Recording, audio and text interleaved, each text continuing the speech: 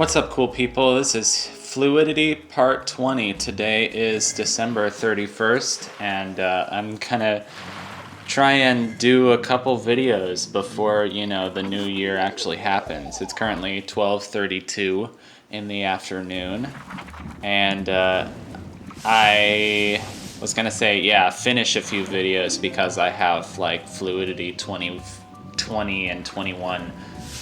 I was gonna say 25 there, by mistake. Yeah, we die a lot in this video. It's gonna be good. No, I have Fluidity and Endless Ocean stuff that I've recorded from earlier in the month, and I'm doing everything. I'm doing everything post commentary these days except for the Messenger, and I just finished the Messenger, but I'm going to have a little bit more of the Messenger to do now. Anyway, today I'm really craving hamburgers and tacos. Specifically hamburgers and tacos because I can smell some of my neighbors cooking ground beef. In fact, they've been, or actually maybe it's been onions. Maybe I've just been smelling onions and that's been making me hungry for beef. I'm not sure. But in any case, they've been cooking the same thing for the last 3 days, so it makes me think of hamburgers. Oh, yikes, I lost a lot of water in the lava there. And some other of my neighbors are cooking corn tortillas, and I can smell that, and it's just, corn tortillas are just 200% better than flour tortillas, oh my gosh. Anyway, that's a thing. Yeah, thinking about this puzzle, I'm a little disappointed in the game developers just because, gotta check over here if there's any secrets, but there aren't. Just because this is such a well done puzzle anyway with all the things that you gotta turn, but there's just all these lava pits and wind tunnels and spikes in unnecessary locations, and I don't know. I'm kind of starting to wonder if some of the difficulty in this game is a bit artificial, because the difficulty, the puzzle is already challenging enough, but then you gotta have these lava pits everywhere, and I don't know, it's whatever. It is kind of a personal thing, although this was really stupid right here. I get poked by the goop spike through the wall. It's stay on the side of the wall that you're supposed to be on, man. No fair. Whatever, I don't know. It's not my business to judge other people's business, other people's decision to be on one side of the wall or not on one side of the wall. And that's a quote from Martin Luther King. Except it isn't. So since today is December 31st, I'm gonna just try to have fun today and try to end the new year the way I want to, or end 2020 the way I want to. What's been such a surreal year, the kind of stay at home, do whatever you want sort of year, except not really. You still have to go in school and find ways of getting income, but I think I'm gonna be pretty satisfied today if I can. I got some Ben & Jerry's Chunky Monkey from the store the other day. It's been a little while since I had Ben & Jerry's, and I'm just gonna play Ocarina of Time. I have a save file where I'm up to the Fire Temple, and it's just gonna be a nice sort of hygge way of spending New Year's Eve, hopefully, and then we're gonna watch a movie, me and my parents, which we have been watching plenty of movies recently. Also, we've been watching the show Bridgerton, which is Jane Austen, only soap opera-y, or I don't know. I think it's less intellectually stimulating than Jane Austen, but it's just more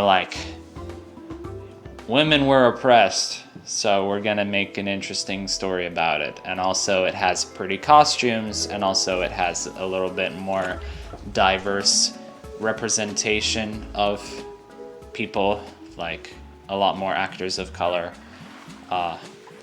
than your typical 19th century period piece, which we do like period pieces a lot. We do like Downton Abbey. We do like just, you know, costumes from that era, I guess, is the appeal. It's kind of the visual appeal. It feels fancy. I don't know. Makes us feel cultural. No, I don't know. But it's just kind of funny. It's like, oh, it's so cultural. And then I'm like, oh, the show's made by the same people who made Grey's Anatomy. And it's like, I don't have anything against Grey's Anatomy, but it's just like, it's that show. I never watched it, but it's just like one of those shows that, like, it's famous for being that show that everybody watched, and like, you know, that show with the hot doctors. I don't freaking know. I don't even know what I'm talking about.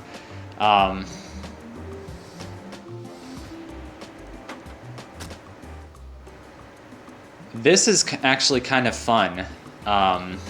It's very kind of slow and zen, but I've actually done one of these, and I think actually doing this game helped me to have a little bit of more knowledge of what I was doing, because I've actually done a penny pusher at Six Flags and gotten a bunch of tokens out of the machine, because, like, this is all about timing, and I was doing pretty well when I was paying attention to the timing, you know, and then I started goofing up when I was just kind of like YOLOing it, because YOLO is definitely a verb.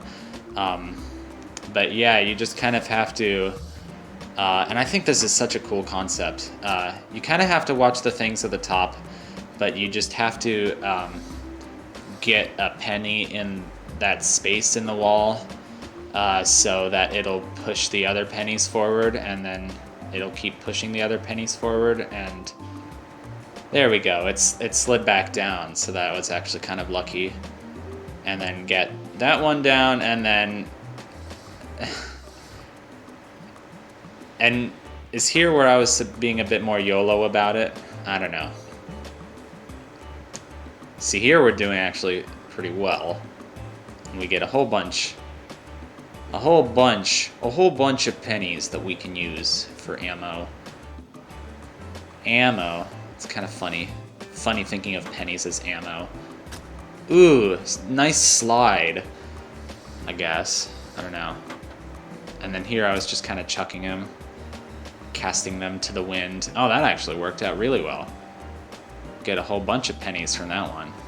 So I think that was why I was excited, and I was like, YOLO, and then that didn't do anything. YOLO. That didn't do that much. YOLO. That didn't do all that much. YOLO. That didn't do all that much. But like the pinball machine, you can kind of try this one as many times as you want. It's certainly much easier and much more relaxing than the pinball machine. Here we're just kind of getting constant refunds. Okay, now we're actually trying to do this seriously. No, that didn't do any. Oh, wait. Come on. Slide back down, you know you want to. Yeah, and then a lot of this is just kind of watching the pennies to see if they will slide down. Ooh, that was nice. That was nice. Ooh, yes. Oh, yeah.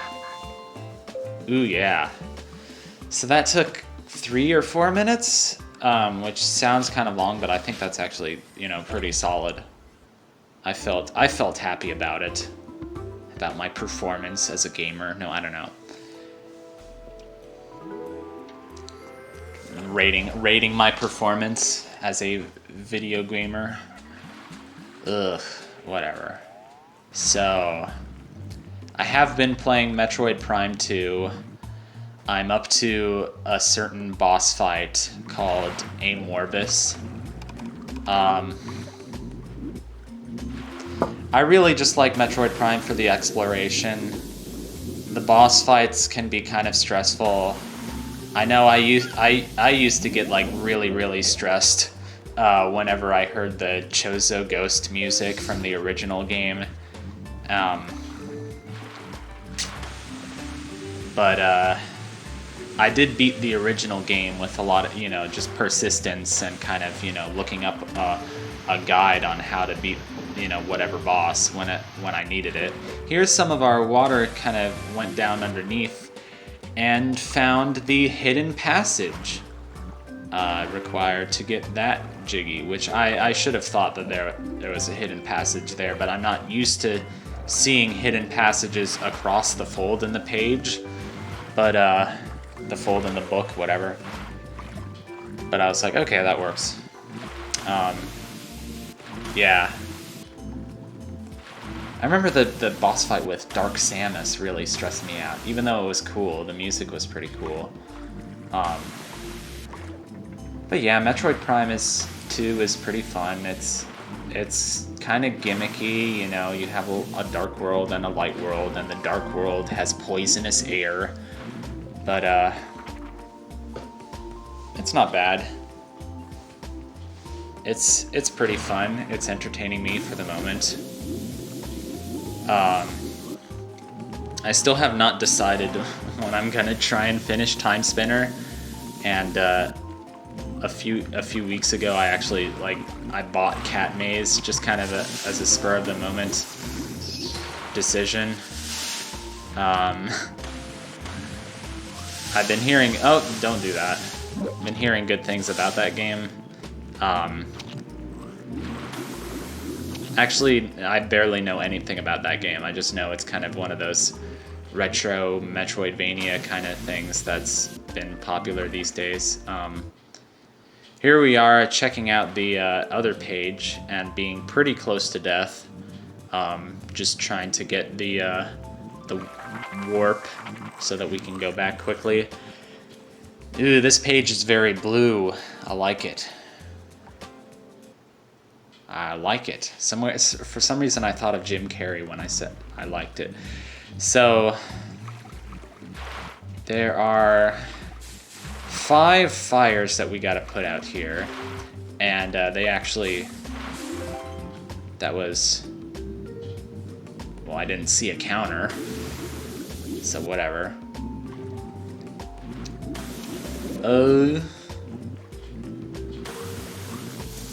And now my throat is tired, and I also just don't know what to talk about.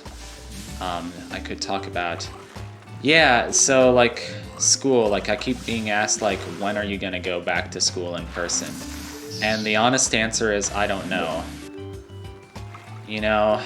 We all thought this was gonna be one thing back in March, and... It's not. It's the whole year was cast in the shadow of this pandemic, and it's just, I don't know, I'm kind of I'm kind of accepting of whatever happens, but it does make me kind of a little bit more sad when people do ask me. Also here, these fires, you have to kind of put them out in time. So, doing quickly. Sorry about the motion sickness again. Just kind of throwing my water at the fire repeatedly.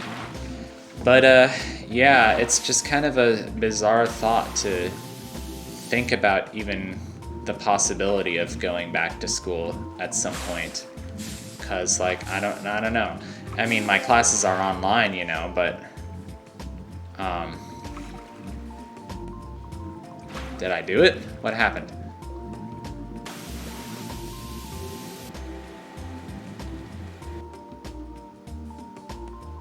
This is cool over here. It's like a water slide. And there's a flower. Can we get the flower? Get the flower.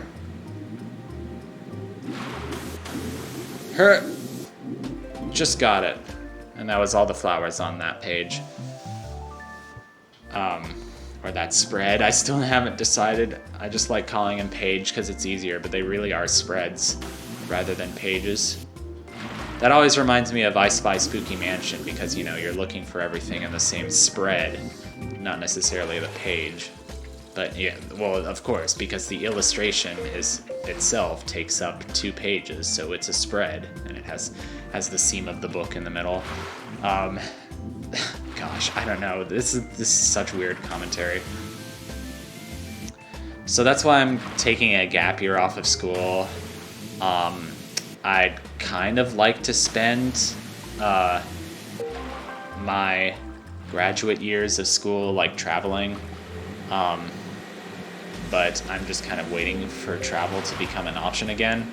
I really have no idea what to do during my gap year, just like things that will hopefully be good for me professionally. And trying to find work, and I don't know, I could probably try and become a teacher, just find a teaching job at a high school for like a year, but I know I'm also like saying, like, you know, if I need to, I'll go and get a job at Panda Express, and, you know, that's what most of America is doing, or not most of it, I don't know. Most young people in my position who are really just want to make an income while they wait around for their life to happen, which sounds really depressing, but it's kind of, I don't know. Waiting for your life to happen can be kind of exciting, so why not? That's the rainbow drop from getting all the flowers, so you can just kind of get it. And that's it for Fluidity 20. Fluidity 21 will not be minor anymore. So,